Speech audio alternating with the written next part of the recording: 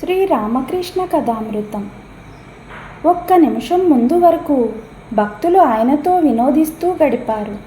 ఇప్పుడందరూ తదేక దృష్టితో ఆయన కేసే చూస్తున్నారు. మా రెండవసారి శ్రీరామకృష్ణులు సమాధిమగ్నులవ్వడం చూశాడు. చాలాసేపు అయ్యాక శ్రీరామకృష్ణుల్లో కొంత మార్పు కలుగసాగింది. దేహంలో స్పందన మొదలైంది. ఆయన వదనం చిరునవ్వుతో వెలిగిపోతోంది. నోరు పవిత్ర రామనామాన్ని ఉచ్చరిస్తూ ఉండగా కళ్ళ నుండి ఆనంద బాష్పాలు స్రవించసాగాయి.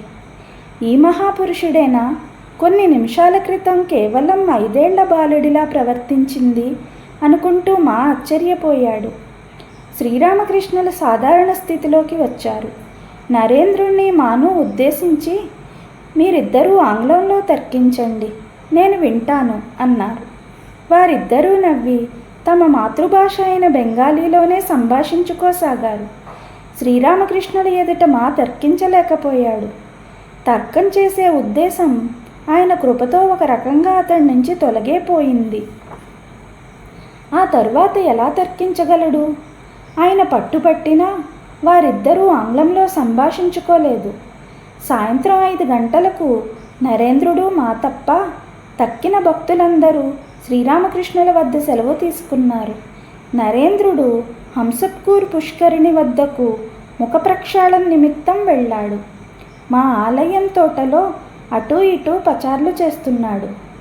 కొంతసేపు అయ్యాక హంసత్కూర్ వైపుకు వెళ్ళసాగాడు.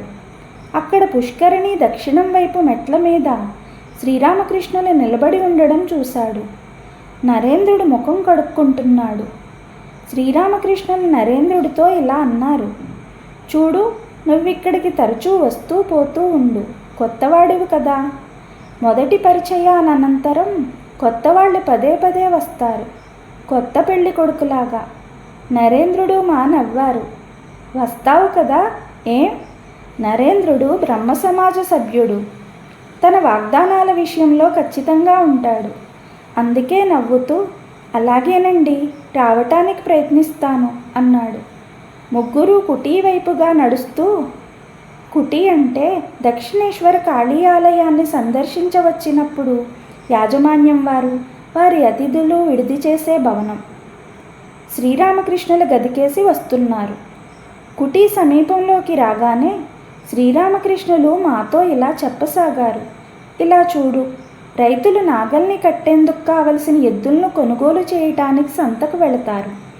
ఎద్దు లక్షణాలు వారికి బాగా తెలుసు. తోక కింద చెయ్యి పెట్టి చూస్తారు. కొన్ని ఎద్దులు తోకను పట్టుకోగానే సాత్వికంగా నేల మీద పరుంటాయి. అలాంటి వాటిని వారు కొనుగోలు చెయ్యరు. తోకను తాకగానే ఎగిరి గంతులు వేసే ఎద్దునే వారు కొనుగోలు చేస్తారు. నరేంద్రుడు ఈ కోవకు చెందినవాడు. పరిపూర్ణంగా అంతఃతేజస్సు ఉన్నవాడు. ఇలా అంటూ శ్రీరామకృష్ణులు చిరునవ్వు నవ్వి తిరిగి కొనసాగించారు. కొందరు చురుకుదనం లేకుండా నిస్తేజంగా ఉంటారు. వాళ్ళు పాలల్లో నానబెసిన అటుకుల్లా మెత్తగా ఉంటారు. లోపల బలం ఉండదు. మాతో, నరేంద్రుడితో మాట్లాడు, తరువాత అతన్ని గురించి నీ అభిప్రాయాన్ని నాతో చెప్పు అన్నారు. సంధ్యా సమయం అయింది. శ్రీరామకృష్ణులు భగవద్ధ్యానంలో ఉన్నారు. దేవాలయాల్లో హారతి ముగిసింది. కాసేపయ్యాక మా నరేంద్రుణ్ణి నది పడమటి గట్టు వైపు గట్టు మీద కలుసుకున్నాడు. ఇద్దరూ సంభాషించసాగారు. తన కళాశాలలో చదువుతున్నానని, సాధారణ బ్రహ్మ సమాజ సభ్యుణ్ణని నరేంద్రుడు మాకు చెప్పాడు. రాత్రి అయ్యింది. మా ఇంక సెలవు తీసుకోవాలనుకున్నాడు. వెళ్ళటానికి మనసొప్పడం లేదు. నరేంద్రుని విడిచిపెట్టి శ్రీరామకృష్ణులను వెతుకసాగాడు. శ్రీరామకృష్ణుల గానం పట్ల మంత్రముగ్ధుడయ్యాడు. మళ్ళా ఇంకా వినాలని ఆశించాడు. వెతుకుతూ చివరికి ఒంటరిగా పచార్లు చేస్తున్న శ్రీరామకృష్ణులను కాళికాలయం ఎదుట ఉన్న నాట్యమండపం వద్ద చూశాడు.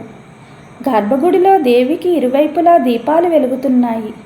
విశాల మండపంలో మిణుకు మిణుకుమంటూ ఒక చిరుదీపం వెలుగుతోంది. చీకటి వెలుతురు కలిస్తే ఎలా ఉంటుందో అలాగే మండపంలో మసకగా కనపడుతోంది. మా శ్రీరామకృష్ణుల పాటలు విని మైమర్చిపోయాడు. మంత్రముగ్ధమైన పాములా అయిపోయాడు. సంకోచిస్తూ, నేడు ఇంకా పాటలుంటాయా అని శ్రీరామకృష్ణుల్ని అడిగాడు. ఆయన ఒక్క క్షణం ఆగి, ఈ రోజుకి ఇక పాటలు లేవు అన్నారు. తరువాత ఏదో జ్ఞాపకానికి వచ్చినట్టుగా ఆయన ఇలా అన్నారు, నువ్వో పని చెయ్యి, త్వరలోనే నేను కలకత్తాలోని బలరాం బోస్ ఇంటికి వెళ్తాను, అక్కడికి రా, నా పాటలు విందువు గాని. మా అలాగేనండి శ్రీరామకృష్ణులు.